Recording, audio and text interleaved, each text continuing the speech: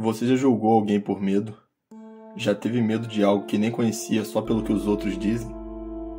A verdade é que desde o início da humanidade, o desconhecido sempre gerou pavor em nós humanos.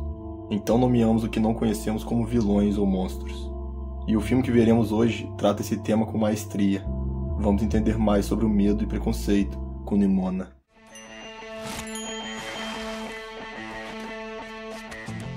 A história começa nos mostrando que há muito tempo existiu uma guerreira que lutou bravamente contra um terrível monstro para proteger os outros. E logo em seguida subiu muralhas e treinou cavaleiros nobres por gerações para manter a paz e a segurança no reino. Então somos apresentados ao Ballister, que era um plebeu e por isso nunca poderia ser cavaleiro, mas por bondade da rainha acaba sendo treinado para se tornar um. E aqui descobrimos que o Ballister era o melhor de sua turma. Ele mesmo sendo um plebeu, tinha um coração nobre e fazia tudo em nome de Glorith, a guerreira que é mencionada no início da história. Era o dia do Ballister ser nomeado cavaleiro, e aqui conhecemos mais sobre esse mundo em que o filme se passa. É um estilo cyberpunk medieval, bem interessante por sinal. E na cerimônia de nomeação, no momento em que o Ballister pega sua espada, ela se torna uma arma e mata a rainha. Então o reino inteiro vê essa cena. Um plebeu que estava indo contra a tradição, sendo nomeado cavaleiro, acabou de matar a rainha. Então o Ambrosius, namorado do Ballister, acaba cortando seu braço no impulso, para conter a ameaça. E aqui a vida do Ballister acaba. O reino inteiro pensava que ele era um vilão, o assassino da rainha, mas isso não era verdade, porque armaram para ele. E em meio a esse caos no reino, todos o chamando de vilão sádico e cruel, ele conhece Nimona, uma garota que quer se tornar sua comparsa e ajudá-lo como vilão. Mas ele não é mau, ele não quer vingança ou algo assim, ele só quer limpar seu nome. E então vai atrás dos cavaleiros para contar sua parte da história, mesmo a Nimona avisando que não era uma boa ideia. E como esperado, ele acaba preso, sem nem ter a chance de se explicar, mas a Nimona aparece para salvá-lo, e diz a ele que quando te veem como vilão uma vez, isso nunca muda, e que não te darão nem ao menos a chance de se explicar, porque vilões não merecem isso. Então os dois fogem da prisão juntos, explodindo tudo no processo. Só que o Ballister descobre que a Nimona não era comum, ela era capaz de mudar de forma, e ele fica muito assustado com isso, chega a cogitar que ela poderia ser um monstro, e isso deixa a Nimona visivelmente irritada. Ela não gostava de ser chamada de monstro. Aqui o Ballister pergunta por que ela acreditava nele, por que queria ajudá-lo, e ela responde que é porque todo mundo odeia ele também, e ela entende bem o que é ser odiada. E então os dois vão atrás da verdade, e acabam descobrindo que a diretora era quem tinha armado contra o Ballister. Ela havia trocado as espadas e consequentemente causado a morte da rainha. E na tentativa de provar sua inocência ao Ambrosius, o Ballister perde sua única prova. E não só isso, ele se sente traído pelo Ambrosius. Ninguém acredita nele, e eles quase são presos. Mas o Ballister cansa de tentar provar sua inocência. Ninguém iria acreditar mesmo. Então ele e a Nimona lutam contra todos os guardas. E quase dá tudo errado, mas eles conseguem fugir. A Nimona volta para casa transtornada, porque em meio à confusão, ela salvou uma garotinha, que mesmo sendo salva pela Nimona, só a via como um monstro. E isso a deixa muito triste, porque nesse mundo, todos são ensinados desde pequeno que serão heróis se enfiarem uma espada no coração de qualquer um que seja diferente. E mesmo assim, no final, a Nimona que era tratada como monstro. O Ballister queria ir embora dali, porque tudo era mentira, a muralha, o governo, era tudo inventado. Mas a Nimona não deixa. Ela disse que eles não deveriam fugir dos problemas, e sim enfrentá-los. E assim, de uma forma bem inteligente, os dois conseguem uma confissão da diretora, e descobrimos que ela fez tudo o que fez para supostamente manter o reino seguro.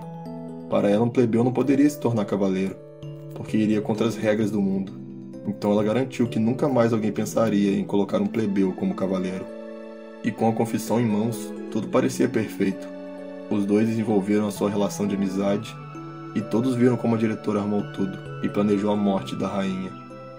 Mas a diretora é esperta e consegue inverter a situação com um pergaminho antigo, que mostrava que, na verdade, a Nimona era o monstro que havia atacado o reino 1000 anos atrás.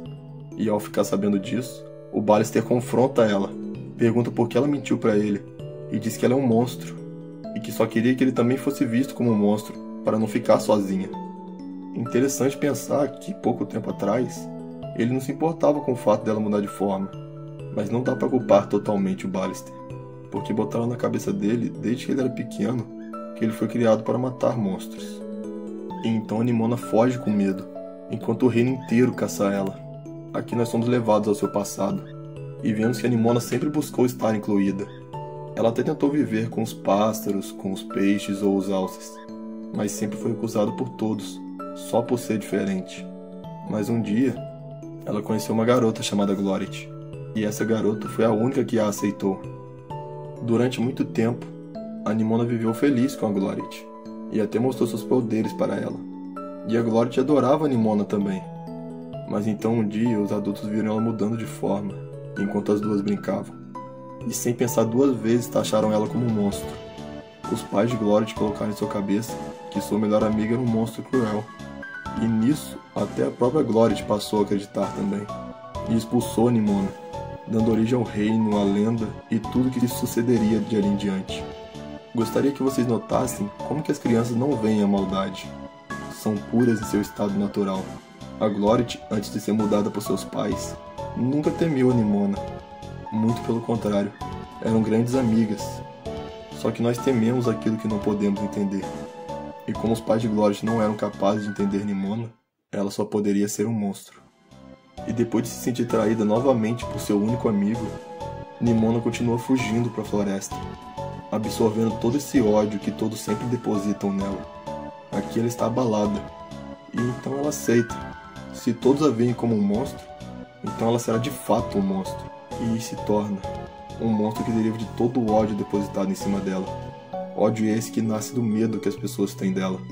Embora não a conhecendo, todos já assumem que ela é perigosa e mal logo de cara. E essa é a definição perfeita de preconceito. E ela caminha pela cidade destruindo tudo no caminho. Casas, prédios, carros, qualquer coisa que a atrapalhasse. Nimona estava indo em direção à estátua de Glorit. Seu plano era furar o próprio coração com a espada da estátua, porque como ela mesma disse um pouco antes, não sabe o que é pior, todos querendo matar ela, ou ela querendo que eles a matem. Mas por sorte o Ballister chega na hora. Ele finalmente foi capaz de entender o quão idiota estava sendo, porque a Nimona não era perigosa, e ele entendia ela, sabia que não tinha por que ter medo, e o reino inteiro vê isso, e entende através do Ballister, que na verdade a Nimona não deveria ser temida, e sim entendida, e tudo acabaria bem assim. Mas essa história não acaba aqui. Acontece que a diretora, louca para manter a tradição, se recusa a aceitar que a Nimona seja boa, e carrega um canhão que destruirá uma parte do reino com um tiro. Mas então a Nimona voa para cima do canhão, e se sacrifica para conter o tiro. Nesse processo, ela acaba abrindo um buraco na muralha, mostrando a todos que o mundo lá fora era vasto, e assim como ela, não deveria ser temido, e sim entendido. Que filme lindo. No final ainda mostra como todas as pessoas passaram a gostar da Nimona. Pelo menos em sua morte ela foi amada. E eu sei que provavelmente ela ainda está viva, mas o importante é a mensagem que fica. Viram como as pessoas taxam os outros como monstros? Como a sociedade escolhe vilões para serem odiados? A verdade é que ninguém tem direito de decidir quem é o vilão. Às vezes as pessoas só são diferentes, e tá tudo bem. O mundo hoje em dia anda tão intolerante e com tanto ódio. Temos que mudar essa história, assim como a Nimona fez. E fica a lição: quando encontrar com algo ou alguém que você desconhece, em vez de temer ou odiar, tente dar uma chance. Às vezes você pode se surpreender. Então, esse foi o vídeo. Espero que vocês tenham gostado. A melhor coisa que a Netflix fez foi ter salvado esse filme. E muito obrigado pelo apoio nos últimos vídeos.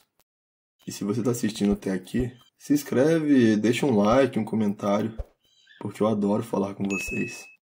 Enfim, eu me chamo Rick e eu só quero conversar com vocês.